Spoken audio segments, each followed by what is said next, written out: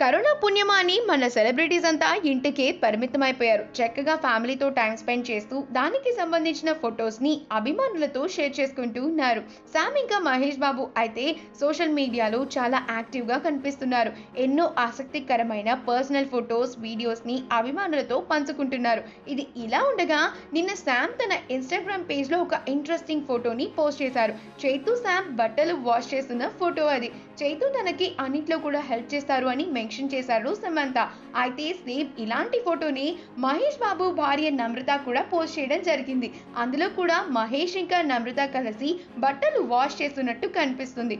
అసలు ఇంతకీ సమంత చైతుని మహేష్ ఎందుకు కాపీ కొట్టారంటే అది ఏరియల్ వాషింగ్ పౌడర్ కి ప్రమోషన్ అని తెలుస్తోంది.